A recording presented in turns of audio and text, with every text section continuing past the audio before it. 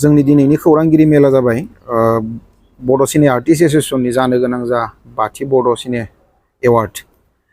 बेवहाय जिखिनि फिल्म फैदोंमोन बे फिल्माव जाय बिथांमोना दा नमिनिसआव सिलेक्टेड जाबाय बे नमिनिसखौ जोङो दिनै डिक्लेयार खालामनो थांगासिनो दं। बेनि सिगां जोंनि जा बड' सिने आर्टिस्ट एसोसिएशनजों दाजानाय मोनसे जुरि बर्ड बे जुरि बर्डनि आङो बिथांमोनखौ सिनायथि होनो नागिरदों। आंनि आगसिथिं दं बिथाङानो जाबाय जोंनि जुरि बर्डनि चेयारमेन मानगोनां जोंदाव बड'सा आरो चिफ कनभेनर जोंनि गेजेराव दङ मदाराम बसुमतारी सार, बिथाङा कार्बि आंलंनिफ्राय, आरो जोंनि बाक्सानिफ्राय हरिचर स्वर्गियारी सार बिथांमोनानो जाबाय जुरि कमिटि। बिथांमोना दिनै 10-11 दिनसो जाबाय जोंनि 2021 आरो 22 आव ओंखारनाय जिखिनि फिसार फिल्म दंमोन बेखिनिखौ लानानै जोङो कम्पिटिसन खुंनाय जादोंमोन आरो बे कम्पिटिसनखौ खुंनानै दिनै बिथांमोना रिजाल्टखौ दिहुननानै जिखिनि नमिनिस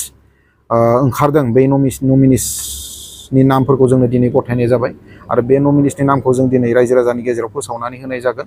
आरो जा बिथांमोन डाइरेक्टर प्रडिउसार आरो जिमान जोंनि फिल्म मेकिंआव रिलेटेड थानाय सुबुंफोर बिथांमोना बे जोंनि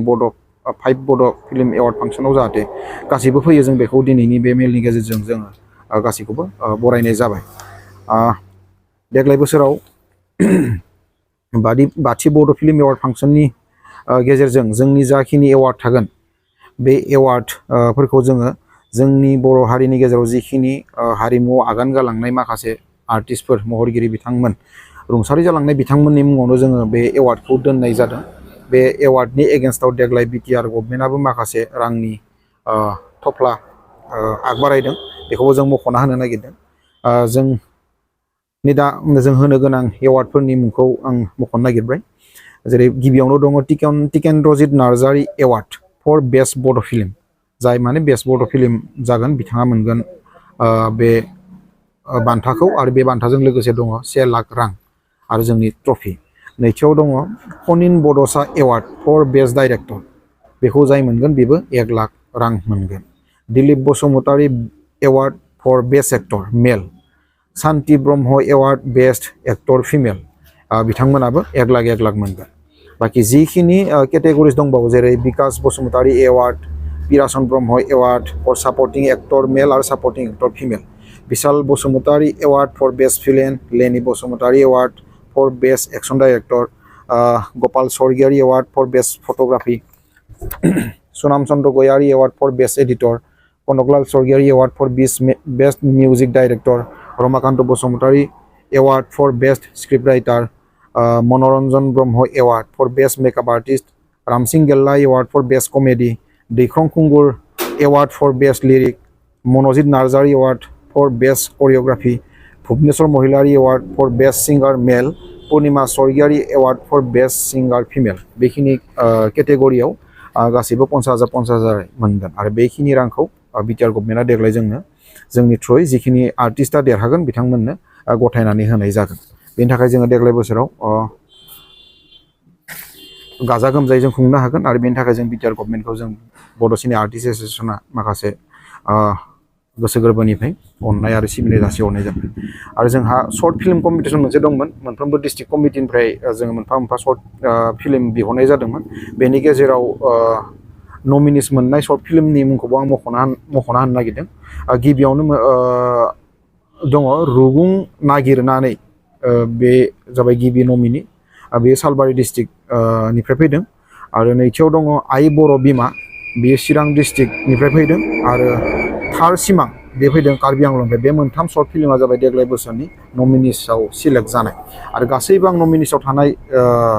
डाइरेक्टर प्रडिउसार आरो जिखिनि फिल्म मेकिंआव रिलेटेड थानाय सोद्रोमा बिथांमोनखौ दिनैनि बे प्रेस मिटनि गेजेरजों आङो बाथि बर' फिल्म एवार्ड फांसनाव बरायनाय जाबाय। गोजोन्थों। जोङो देग्लाय बोसोराव चिरां डिस्ट्रिक्टनि धालिगाव बिजिआर हल बिआरपिएलआव बेयाव जों लानाय जादों। बेखौ 25 फेब्रुवारि 2024। बाहागो लानो माबायदि जोंनि जिखिनि डिस्ट्रिक्ट कमिटि दंफ्रावलै देग्लाय बोसोराव जों बाथि बड' फिल्म एवार्ड फांसनजों लोब्बा लाखिनानै जिखिनि फिल्म मोनबाय, फिल्म नायनाय जाबाय, बे फिल्म नायनायनि सोमोन्दै जोंहा जुरि बर्डआ फोसावो। आं सार जोंदाव बड'सा सारखौ बेनि सोमोन्दै फंनैसो फोरमायनो थाखाय आं गुरै खावलायनाय जाबाय। मोनसे सोंदों माबा सोंनायनि बे फिफ्थ बड' फिल्म एवार्ड सेरेमनि 2002 देग्लाय माबा फिचार फिल्म सेक्सनाव 14थासो फिल्म फैदों बिनि गेजेराव फिल्मफ्रावथ' मोजां गाज्रियानो थायो थेवबो देग्लाय बेनि फिल्माव आं आगोलावबो खनसे जुरि जाखांबायमोन जों गोदो बेयाव 2019आव नायदोंमोन जों थार्ड बड' फिल्म एवार्डआव नायदों बिनि एक्सपिरियेन्सजों नायनानै दिनैनि दानि जि फिल्म पार्टिसिपेन्टफोर आरो बे जथेस्थ' माने माबा आरो माने गोजौ माबायाव थाखोआव फैदों आरो आवगायनिफ्राय बेखौ हले मानिनांगोन आरो बे मोजां बर' फिल्म माबानि थाखाय बे मोजां माबा आरो दा थिग बिदिनो सर्ट फिल्मावबो 12थासो फिल्म पार्टिसिपेन्ट दंमोन बिनि बिथोराव मोनथामखौ जों नमिनि हिसाबै सेलेक्ट खालामबाय दा बे 14था फिल्माव जों 18था केटेगरियाव जों माने मोनथाम माने माबाखौ बे एवार्ड नमिनिखौ सेलेक्ट खालामनाय जाबाय आरो दा फाइनालखौ जों बे जेला बे माबायाव 25 फेब्रुवारियाव जेला बे धालिगावआव जेला सेरेमनि जागोन एवार्ड सेरेमनि बाव फाइनाल रिजाल्टआ डिक्लेयार जागोन आरो बे माबायाव चिकेन माने best award for best feature फिल्माव बाव मोनथाम फिल्मखौ सायख'नाय जादों बाव बे मोनथाम फिल्मनिफ्राव बेस्ट फिचार फिल्म आरो बाव सायखं दाखा जोमै ओमफ्राय बिसम्बि आरो बे मोनथामनि बिथोराव फाइनालखौ जों बे माबायाव डिक्लेयार जागोन आरो दा बिदिनो बे बेस्ट डिरेक्टर आरो कनिन बड'सा एवार्ड फर बेस्ट डिरेक्टराव पंकज लाहारि दाखा जोमैनि थाखाय ओमफ्राय जेसास खाख्लारि सायखंनि थाखाय ओमफ्राय राजा नार्जारि खिथेरनि थाखाय बे साथाम डिरेक्टरखौ नमिनियाव सेलेक्ट खालामबाय ओमफ्राय दा फाइनालाव बे माबायाव एवार्ड माबा जागोन दा थिग बेदिनो माबायाव बेस्ट एक्टराव Dilip Basumatary award for best actor male माबायाव केटेगरियाव लिंसार बसुमतारी दं दाखा जोमैनि थाखाय ओमफ्राय ओम प्रकाश दं ओम प्रकाश केरकाटारि सायखंनि थाखाय ओमफ्राय सोरां नार्जारि बिसम्बिनि थाखाय आरो थिग बेदिनो एक्टर माने Santi Brahma award for best actor female सेक्सनाव आलारि सोरगियारि बिसम्बिनि थाखाय ओमफ्राय मनालिसा हाज'वारि दाखा जोमै ओमफ्राय हेलिना दैमारि सायखं आरो दा बिदिनो दंजोबो आरो माने मोनथाम माबायाव जागोन आरो दा मिथिगोन रायजोफ्रा ओरैनो माबायाव जेला फिफ्थ सेरेमनि माबायाव जागोन जेला फिफ्थ सेरेमनि एवार्ड सेरेमनि जागोन होनबा बे फाइनाल रिजाल्टखौ मोनगोन आरो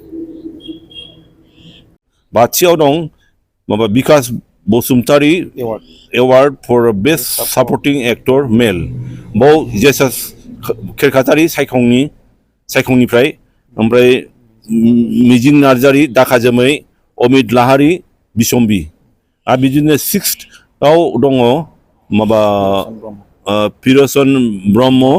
award for best supporting actor female बाव रिया ब्रह्म खिथेर ओमफ्राय जेनिफार दैमारि गोदान रादाय लिना बसुमतारी बिसम्बि दा बेबायदिनो 7आव दं Bishal Basumatary award for best villain बाव जयन्त नार्जारि खिथेरनि ओमफ्राय हरेन उजिर बिसम्बि